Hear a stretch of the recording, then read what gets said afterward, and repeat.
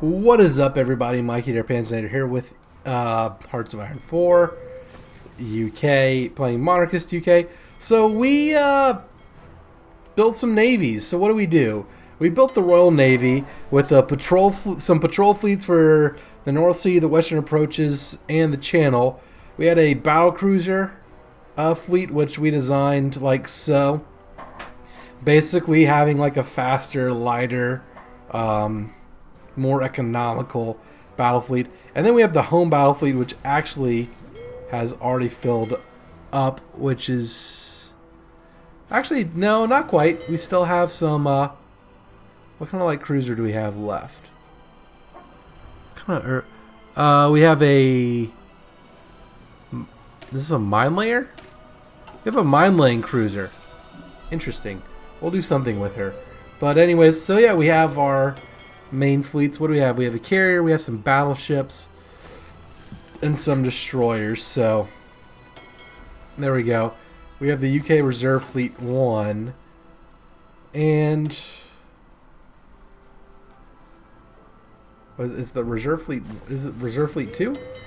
UK Reserve Fleet. Let's do that. Let's just call it the UK Reserve Fleet, and then have them go to United Kingdom Reserve Fleet. There we go. That's a good thing to do.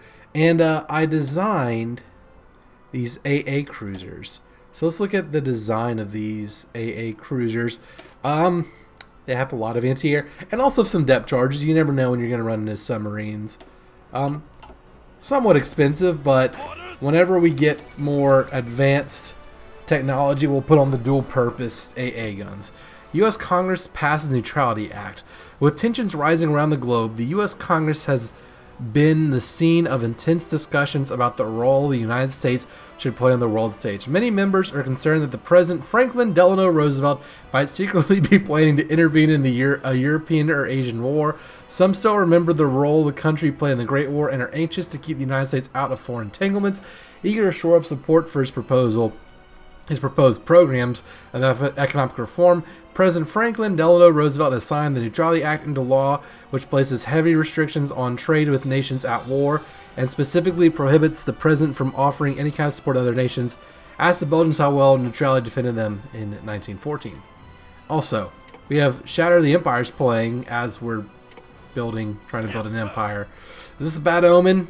Probably not, considering how much the game will actually play through these songs, especially because I have them set to what's it called? Especially since I have it set to just random shuffle, not weighted shuffle necessarily. So there we go. So we're gonna hear all the music. Mainly I did that so I can hear Battle of Wuhan, which is the best song in Hearts of Iron, maybe in all of Paradox. But yeah, we have our ships ready to roll. We basically have no fuel, which we should definitely, definitely invest in getting some fuel at some point. Mainly because of my massive naval reorganization. So most of these should have 13, if not more. Edward VIII holds radio speech. King Edward has at last managed to persuade the government to, again, what government? To allow him to make a radio speech illustrating what he refers to as his side of the story. He has expressed hopes this will allow the people to better understand why he feels he must act as he does. His side of the story was pretty convincing. Boom! We got some political power. Nice. So yeah, support for the king. Good stuff there. So, we got the Matilda. That's awesome. That's a good tank to get. What else do we want? It's October. Do you already want to start going down some of that? Maintenance companies for tanks would be nice. Marines, Mountaineers. We're not gonna use paratroopers. Let's get Hurricanes. Hawk a Hurricane. Hurricane, as the British call them. Good fighters. Great fighters. Shot down a lot of German bombers. Did a good job. So we have a bunch of ships here. I think we might go like a little more economical, like more of a gradual build up than we did in the HoI4 USA naval campaign. That one we went a little crazy with the naval stuff. Also, look at our naval reach given our bases all over the place. It's quite good. It is quite good. But anyhow, Spain, looks like National Spain is going to win the Spanish Civil War. Dominions break with the crown. Uh-oh. As one representative of the Dominion governments have informed us, As one, representatives of the Dominion governments have informed us that they will be unilaterally breaking ties with the crown. They cite the king's flagrant disregard for the opinions and wishes of the Dominion governments and their peoples as the primary reason for why the British Commonwealth relationship can no longer continue. As one Commonwealth official stated in a heated interview, a king who is incapable of putting duty above his personal feelings cannot be trusted to act in the best interest of his subjects. Based on recent events, we can determine the king does not care at all for domestic public opinion, and if this is the nature of his relationship with the British people of all things, then the situation can only become worse for his subjects in the Commonwealth. To safeguard the interests of our peoples, we therefore see no alternative but to remove the king as our head of state. No doubt they hope that our present political paralysis will prevent us from acting on this abrupt move. And oh no, Canada, South Africa, India, Australia, New Zealand. Well, Australia and New Zealand look the same. Representatives of the Dominion government today announced that they will unilaterally be breaking with the crown. They cite the king's flagrant disregard for the opinions and wishes of the Dominion governments and their peoples as the primary reason why the British Commonwealth relationship can no longer continue. This crisis brought on by the king's intent to marry Wallis Simpson has now resulted in the formation of a new Commonwealth of nations with the various dominions, and it seems that the present process of the British government will preclude any action being taken in response to the move. This is undoubtedly what the dominions have hoped for. The empire is in crisis. Okay. I have an idea. We're going to put some troops here. We're going to put some troops here. And that's good. So how many provinces do we have? We have 1, 2, 3, 4, 5. So let's do that. Let's take 1, 2, 3, 4, 5. Let's take 6. Include the tank here. And then 1, 2. How many? Okay, so then we need you. Okay. All right, 1, 2, 3, 4, 5. Let's get 5 up here as well. Because we won't need that many to defeat the Dominions. So we'll just have, how many divisions? We have 6 divisions assigned here in Ireland. Let's get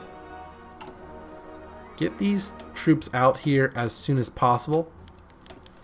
Newspapers support the marriage. There we go.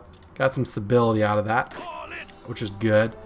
Alright, so we're almost done training the Colonial Defense Force. So basically what we want is we want to have some troops here to be able to defeat the South Africans, and then we're going to need a naval invade New Zealand and Australia. So we'll see. I don't know. We're probably going to need all hands on deck in Canada. Yeah, we need to build up the military for sure. But first things first, we'll get Ireland into the fold. But yeah, so we'll probably send all 5 of the new tanks to Canada. Yep, they're moving troops into the border. Alright.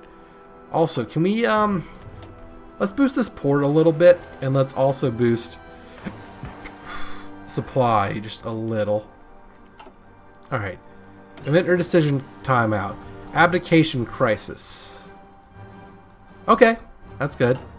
I want the abdication crisis to finish. Alright, it's December of 1936. Let's start on our 1937 industrial techs, because Lord knows we need everything we can. Alright, so what do we have here?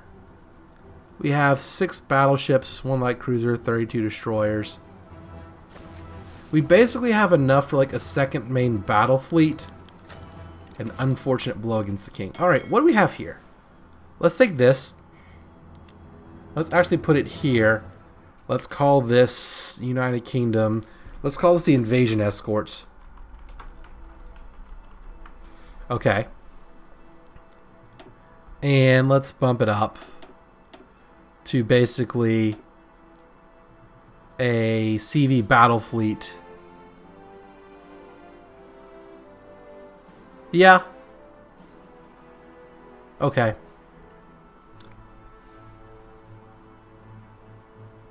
What kind of light cruiser is this? Alright, this is the mine lane cruiser. So you're gonna be separate. But okay. And then you, or you're gonna be a mine layer. Mine layer. Alright, and we're gonna set you to be like you. There we go. We're gonna call this mine layers. There's 10 of you. You're gonna be set to do not engage. Alright. So what do we need? We need 9 of these. Let's do 10 for good measure. I think we need 10 more of these. 1936 cruiser hull. What are we doing? Alright. Town class. I'm gonna set you on infinite. Let's do that. Oh no, not to the invasion escorts. No. Y'all just go to London. Yeah, y'all need to go to London. We do need a reserve fleet of some sort. Okay. Actually, let's not do that. Let's just do like, not 100. Let's do 30. That should be enough. Alright, so we have the escalator clause. We have our abdication crisis. In 20 days, we will be married and happy with everything. Alright, so our troops in South Africa are going. Y'all need to be ready to take over these rebellious dominions. And then in Canada, I don't know, maybe like get up to like here? Perhaps. Okay. There we go. That is good. Come on, West African Force. What the hell, dude? Train faster. He was probably a cavalry division. Alright. So the Navy is being built up. Getting some extra artillery. We need extra guns, extra rifles. Aw, newspaper opposed the marriage. Boo. That's rude. It's very rude. We can't do the King's Party yet. Now, support for the King. The royal marriage of Edward VIII. At long last, the joyous date for the royal marriage has arrived. Crowds have gathered in their thousands all along the route traveled by the couple from Buckingham Palace to Westminster Abbey. Domestic resistance to the marriage has increasingly showed its impotence through symbolic resignations and other vain protests, and now seems all but silenced. The last such act was the retirement of the Archbishop of Canterbury, Cosmo Lang, and a subsequent replacement with an individual more amiable to the king's wishes. In the face of the political turmoil this crisis has caused, the celebrations now ongoing are deeply necessary in returning. This is bad grammar. In returning a semblance of normalcy to public affairs and as a starting point from which to resolve the present political issues. And there we go.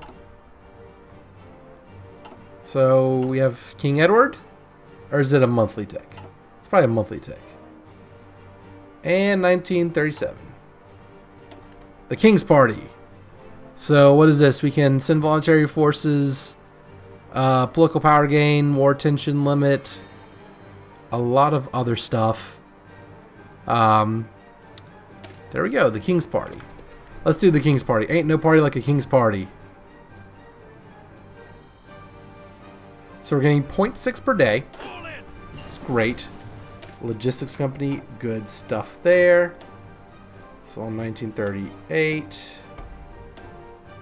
I would like to get some land doctrine. We're not going to worry about the Navy for now. We have plenty enough Navy to beat the Commonwealth and whatnot. Let's worry about our industry. That's what we're going to do. We're only going to worry about stuff that's our year and the industry. So there we go. The King's Party. Rule Britannia. God save the King. So yeah, we want to do consolidate the British Isles and appeal to the Loyalists because independence of Canada is guaranteed by the United States. So if we go to war with Canada, trying to bring them back to the Dominion, are you going to get involved? Alf Landon!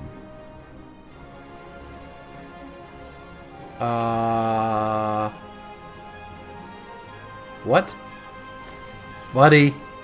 What is the USA doing? Is the USA going to have a civil war? No, the USA is not going to have a civil war. No. So we have weekly stabilities going down.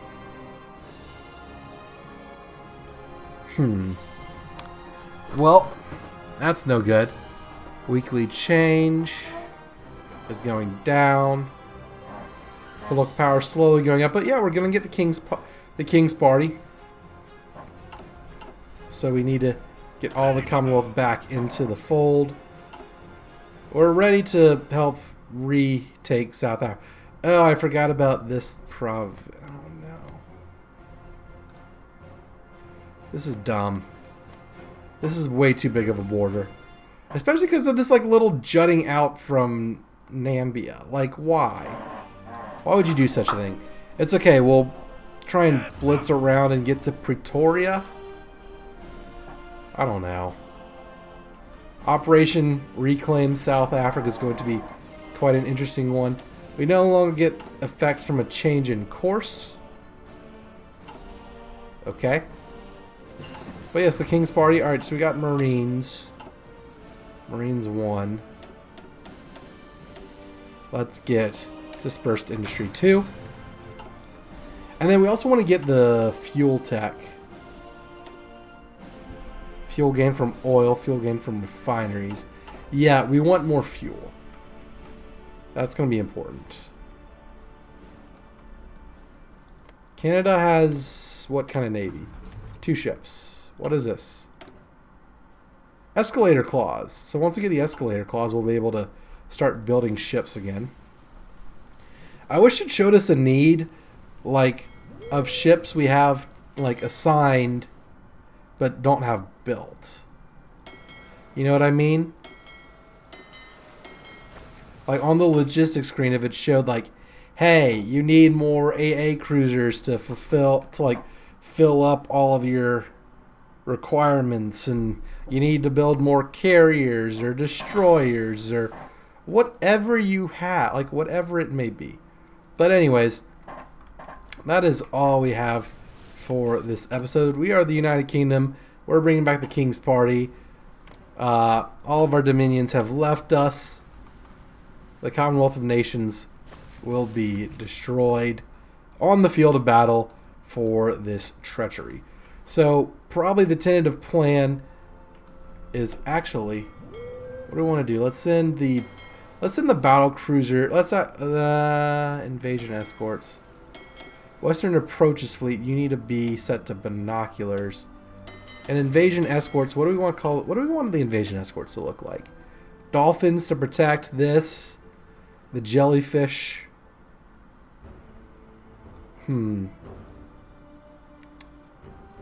Let's do the dolphins. Because like dolphins like protect people, I guess. Maybe.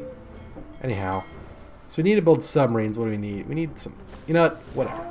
We'll figure this out between episodes. Hope you all enjoyed this one. If you did, be sure to leave a like and consider subscribing to the channel. Thank you all so much for watching, and special thanks to our patrons and our subscribers. Hope to see everybody in the next episode. Until then, this is Mikey, der Panzernator, signing out. See you, nerds.